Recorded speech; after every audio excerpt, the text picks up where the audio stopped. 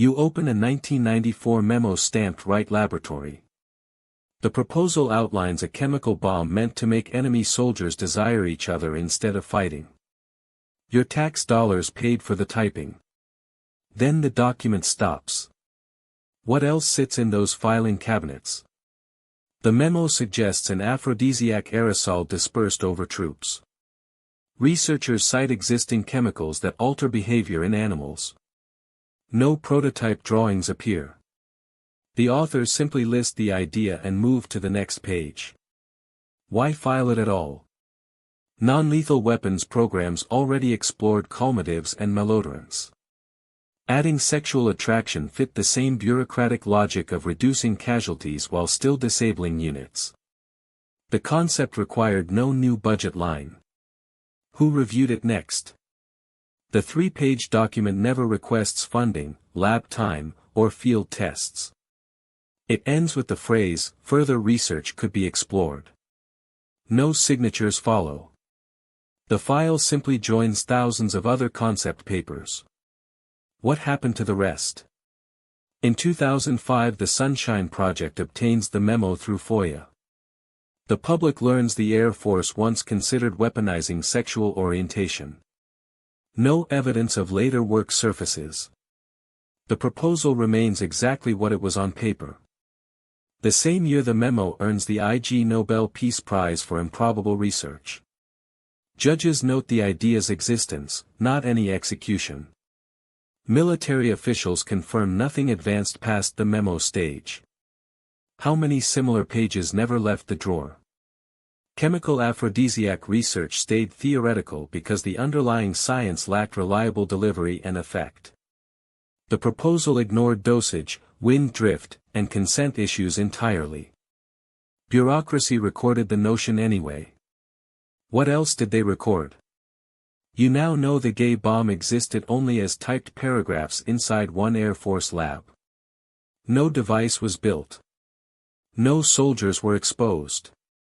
The story ends where the memo ends, in a file cabinet. The next folder in the same box contains another non-lethal concept from the same year. You reach for it. The label reads differently, yet the author is identical. What did they propose next? You pull the next folder free. The same lab header appears, Wright Laboratory, 1994. The author signed the gay bomb memo 3 pages earlier. Now the title reads only, Non-Lethal Chemicals for Law Enforcement. You flip the page and the same typewriter keys stare back. The proposal lists the identical chemical families, aphrodisiac compounds meant to trigger same-sex behavior in enemy units. No separate program exists. One person drafted both ideas inside the same month.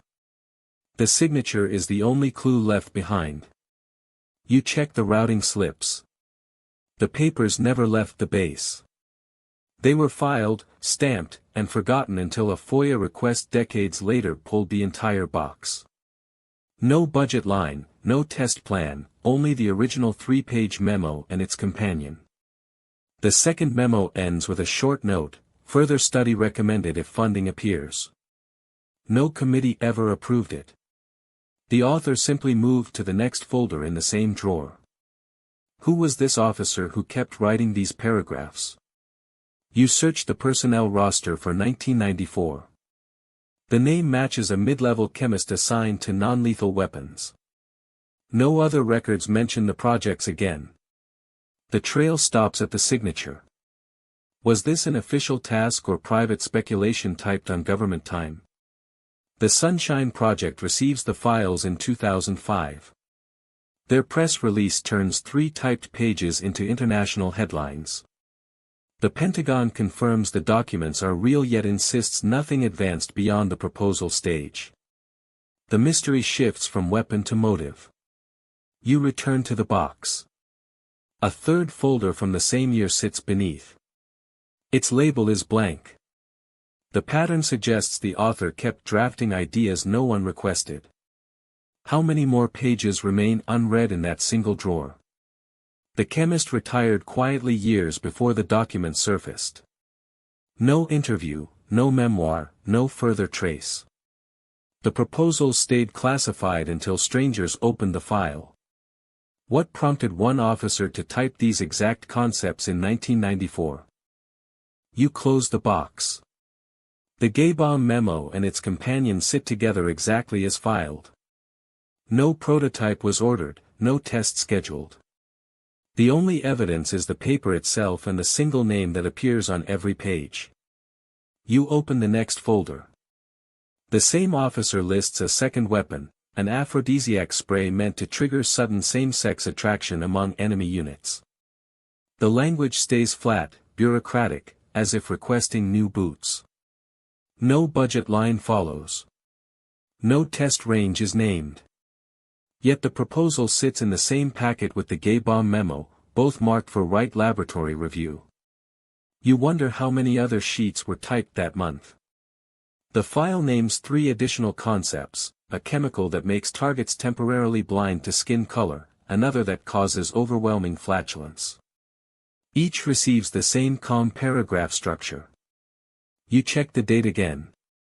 1994, the Cold War has ended. Congress debates peace dividends. Inside one lab, someone still drafts memos about weaponizing sex. The disconnect hangs in the air. The author signs every page with the same name. Personnel records list no further assignments in chemical weapons after this packet. The trail stops at the filing cabinet. 10 years later, a nonprofit files FOIA requests. The documents arrive in a plain envelope. No one inside the Air Force flags them as sensitive anymore.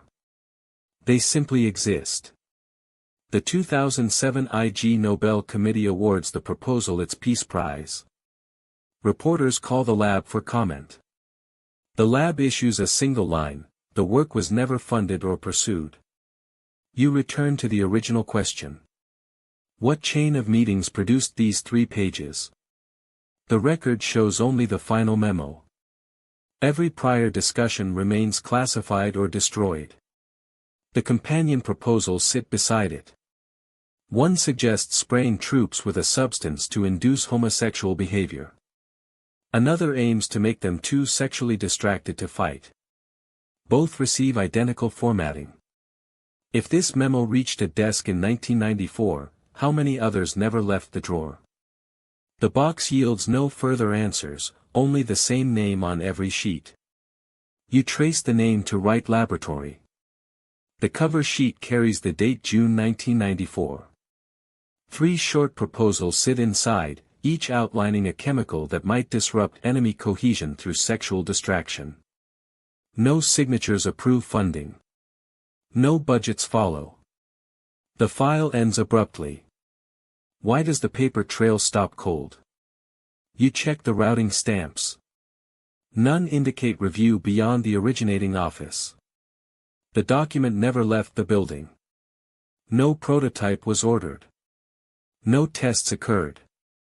The proposal remained exactly what it appears on the page, an unexecuted idea typed and filed. What other sheet stayed buried in the same drawer? The file reaches the public only in 2005 through a Freedom of Information Act request. 21 years after it was written. No deployment records surface. No laboratory notebooks describe trials. The weapon exists solely as 3 typed pages. How many similar proposals still sit unrequested? In 2007 the proposal receives the Ig Nobel Peace Prize for improbable research. The award highlights the paperwork, not any battlefield effect. No soldier ever encountered the substance. The military never moved beyond the concept stage. What does the prize actually commemorate? You reread the opening line. The authors present the idea as one option among several non-lethal concepts.